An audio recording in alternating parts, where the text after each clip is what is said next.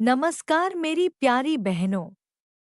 स्वागत है आप सभी लोगों का मेरे YouTube चैनल पर।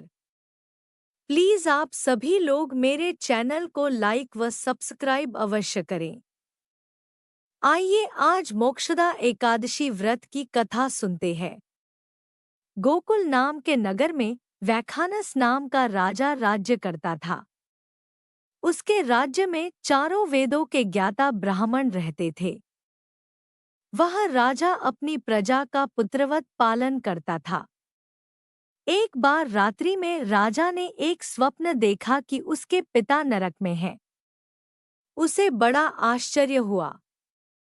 प्रातः वह विद्वान ब्राह्मणों के पास गया और अपना स्वप्न सुनाया। कहा, मैंने अपने पिता को नरक में कष्ट उठाते देखा है। उन्होंने मुझसे कहा कि हे पुत्र, मैं नरक में पड़ा हूँ, यहाँ से तुम मुझे मुक्त कराओ। जब से मैंने ये वचन सुने हैं, तब से मैं बहुत बेचैन हूँ। चित्त में बड़ी अशांति हो रही है। मुझे इस राज्य, धन, पुत्र, स्त्री, हाथी, घोड़े आदि में कुछ भी सुख प्रतीत नहीं होता। क्या करूं?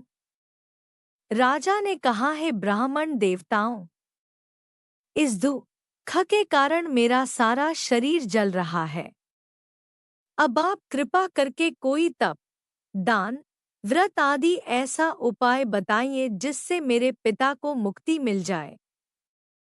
उस पुत्र का जीवन व्यर्थ है जो अपने माता पिता का उद्धार न कर सके। एक उत्तम पुत्र वह है जो अपने माता पिता तथा पूर्वजों का उद्धार करता है। वह 1000 मूर्ख पुत्रों से अच्छा है।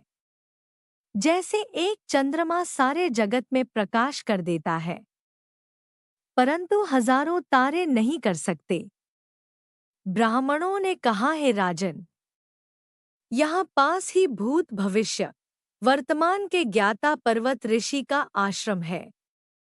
आपकी समस्या का हल वे जरूर करेंगे।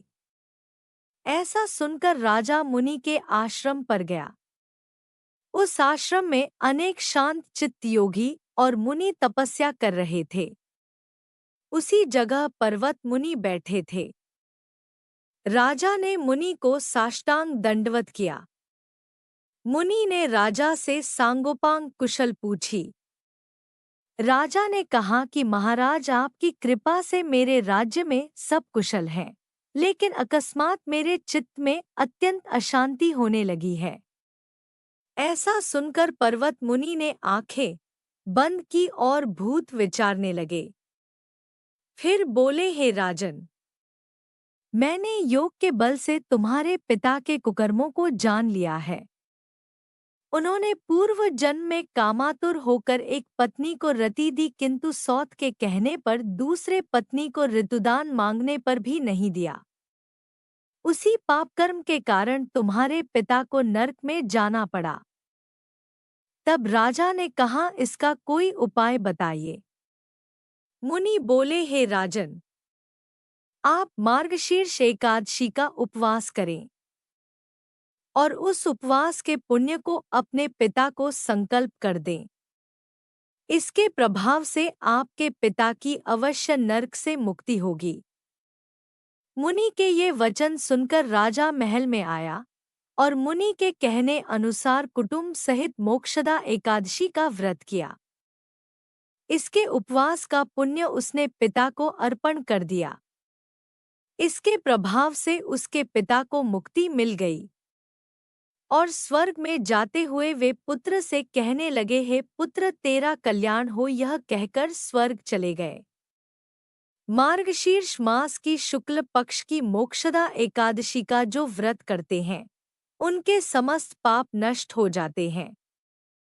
इस व्रत से बढ़कर मोक्ष देने वाला और कोई व्रत नहीं है। इस कथा को पढ़ने या सुनने से वाजपेय यज्ञ का फल मिलता है। यह व्रत मोक्ष देने वाला तथा चिंतामणि के समान सब कामनाएं पूर्ण करने वाला है। आपको यह जानकारी कैसी लगी, कमेंट बॉक्स पर जरूर बताएं। साथ ही मेरे चैनल को लाइक व सब्सक्राइब करना न भूलें। धन्यवाद।